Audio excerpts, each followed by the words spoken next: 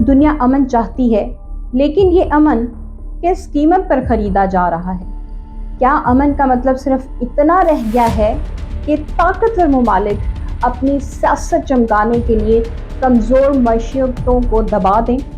American president Donald Trump ने एक बार फिर आलमी सियासत में हलचल मचा दी। उन्होंने ऐलान किया है कि भारत के वज़ीर आज़म नरेंद्र मोदी ने इन्हें यकीन दिलाया है कि भारत रशियन ऑयल की खरीदारी बंद करने जा रहा है। लेकिन चंद घंटों बाद न्यू दिल्ली ने इस दावे पर सवाल उठा दिया। भारतीय वज़ारत ख़ारजा ने साफ कह दिया, हमें ऐसी किसी गुफ्तगू का इल्म नहीं। तो सवाल ये है, क्या वाकई कोई खुफिया डील हुई है या फिर ये ट्रंप की पुरानी सियासी चाल है जिसमें अमन सिर्फ एक बहाना है और असल मकसद है ताकत का तवाज़ुन शिफ्ट करना। रशिया पर इकोनॉमिकल प्रेशर बढ़ाने की कोशिश में अमेरिका अब अपने इत्तेहादियों से वफादारी का मुतालबा कर रहा है, मगर इंडिया जो रशियन ऑयल सबसे ज़्यादा सब्सिडी पर खरीद रहा है, इस अमन की कीमत अदा करने को तैयार नहीं दिखाई देता। क्या इंडिया अमेरिका के दबाव में आएगा या फिर ट्रंप का ये दावा महज इंटरनेशनल पॉलिटिक्स का एक और ड्रामा है? ये कहानी सिर्फ रशिया, अमेरिका या इंडिया की नहीं, ये उस नई आलमी हकीकत की झलक है जहां अमन भी अब ताकत की कीमत पर बिकता है।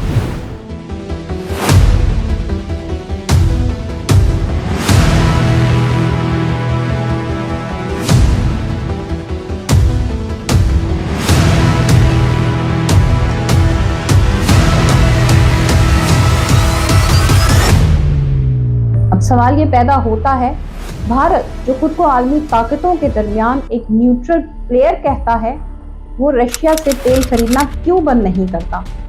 इसका जवाब बहुत सीधा मगर बहुत दिलचस्प है। जब 2022 में रशिया ने यूक्रेन पर अटैक किया तो अमेरिका और यूरोप ने रशिया पर सख्त पाबंदियां लगा दी।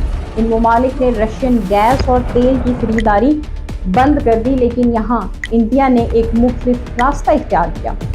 रशियन ऑयल पर बड़े डिस्काउंट मिल रहे थे और इंडिया ने इस मौका को नेशनल इंटरेस्ट के तौर पर इस्तेमाल किया। रशिया जो पहले यूरोप को तेल बेचता था, अब अपने खरीदार खो चुका था, तो इसने इंडिया को सस्ता तेल बेचना शुरू कर दिया। रिजल्ट, भारत चाइना के बाद आज रशिया का दूसरा सबसे बड़ा खरीदार बन चुका है। 2024 में सिर्फ एक साल में इंडिया ने रशिया से 100 मिलियन बैरल ऑयल खरीदा, जिसकी मालियत $5 अरब से ज़्यादा थी, और यही पैसा रशिया की जंगी मईशत को जिंदा रखे हुए है। यहाँ अमेरिका की परेशानी शुरू होती है।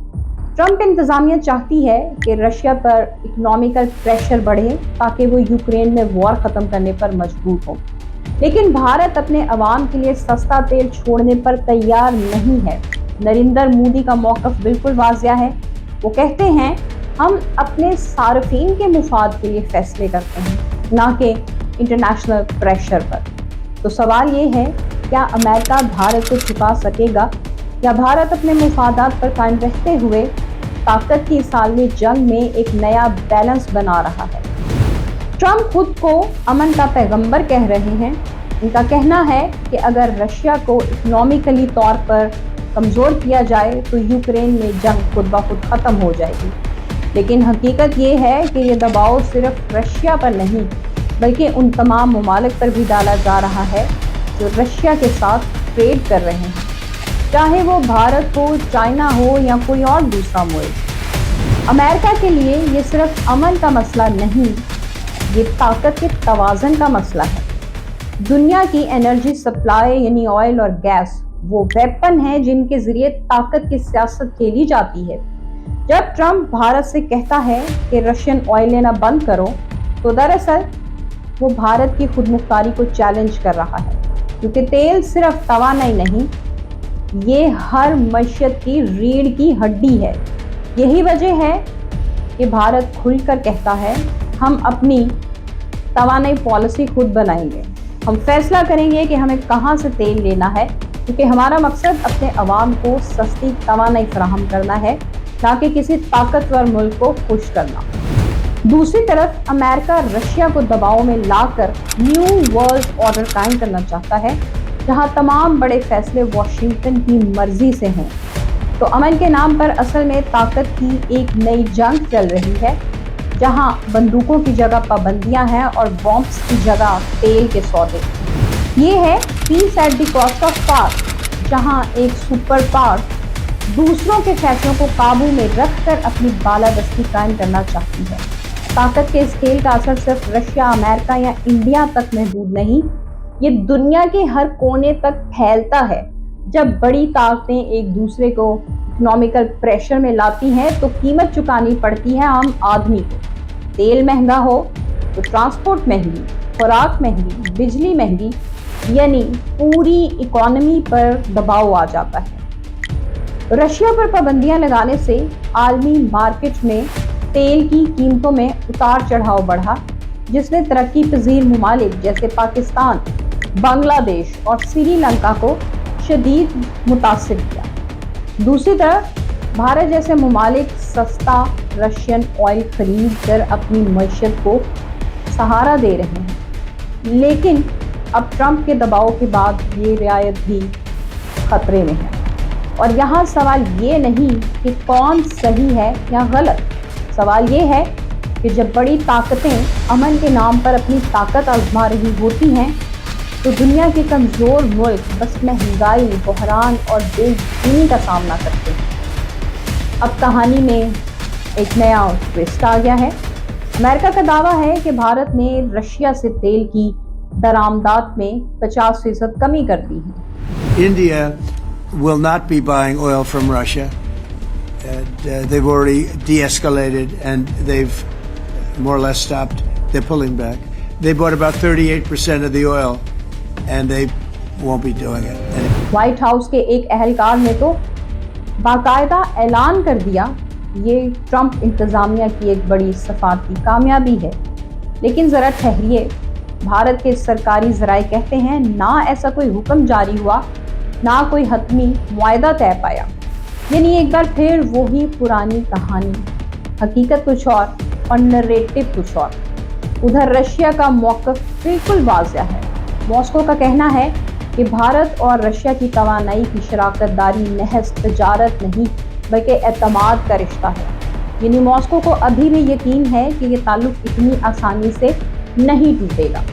دوسری طرف بھارت نے خاموشی سے ایک اور چال چل دی۔ اب وہ امریکہ اور دوسرے ممالک سے نئے تیل کے معاہدے کر رہا ہے، بلکہ پہلی بار اس نے گیانا سے بھی خام تیل خریدا ہے۔ یعنی ایک طرف امریکن پریشر اور دوسری طرف ڈائیورسیفیکیشن کی پالیسی، سب سے لے لو مگر کسی کے غلام نہ بنو۔ لیکن اگر فیکٹس اینڈ فگرز پر جائیں تو تصویر کچھ اور بتاتی ہے۔ سپٹمبر 2025 میں رشیا اب بھی بھارت کا سب سے بڑا تیل سپلائر تھا۔ کل درآمدات کا 34% صرف رشیا سے آیا اور اکتوبر میں یہ تعداد پھر بڑھ کر 1.8 ملین بیرل روزانہ ہو گئی۔ تو کیا واقعی بھارت رشیا سے دور جا رہا ہے؟ شاید نہیں۔ اصل میں یہ کہانی تیل کی نہیں، طاقت کے توازن کی ہے۔ امریکہ کہتا ہے وہ امن چاہتا ہے، مگر امن اپنی معاشی بالادستی کے ساتھ۔ بھارت کہتا ہے وہ خود مختاری چاہتا ہے، مگر اپنی توانائی کی مجبوریوں کے ساتھ۔ اور رشیا وہ اب بھی اپنے بقا کی جنگ لڑ رہا ہے۔ آخر میں سوال بس ایک ہے، کیا امن واقعی ممکن ہے جب اس کی قیمت معاشی عطائف بن جائے؟ دنیا میں امن ہمیشہ ایک خوشائند بات ہے، لیکن سوال یہ ہے کیا یہ امن سب کے لیے ہے یا پھر صرف طاقتوروں کے مفاد کے لیے؟ ٹرمپ کے اس اقدام کو کچھ لوگ امن کی کامیابی کہہ رہے ہیں، مگر حقیقت یہ ہے کہ یہ امن ایک نئی طاقت کی بازی لگانے کا طریقہ بن چکا ہے۔ جب کسی ملک کو مجبور کیا جائے کہ وہ کس سے تجارت کرے اور کس سے نہ کرے تو یہ امن نہیں، اختیار کی سیاست ہے۔ رشیا پر دباؤ ڈالنے کے لیے اگر انڈیا کو معاشی خطرے میں ڈالا جا رہا ہے تو آخر نقصان کس کا ہوگا؟ رشیا کا؟ شاید نہیں، بلکہ ان عام لوگوں کا جن کے لیے تیل، بجلی اور روزمرہ کی چیزیں مزید مہنگی ہو جائیں۔ طاقت کی سیاست میں امن ایک نعرہ رہ جاتا ہے اور انسانیت پیچھے رہ جاتی ہے۔ تو شاید اب وقت آ گیا ہے کہ دنیا یہ طے کرے کیا ہمیں امن چاہیے یا صرف طاقت کا توازن بدلنا ہے۔ اگر آپ کو لگتا ہے کہ پیس ایکٹ کی کاسٹ آف پاور صرف ایک نعرہ نہیں بلکہ ایک حقیقت ہے تو ویڈیو کو لائک کریں، سبسکرائب کریں اور کامنٹ میں بتائیں کیا بھارت واقعی امریکہ کے پریشر میں آ رہا ہے۔ اپنا بہت سا خیال رکھیے اور مجھے اجازت دیجیے۔ خدا حافظ۔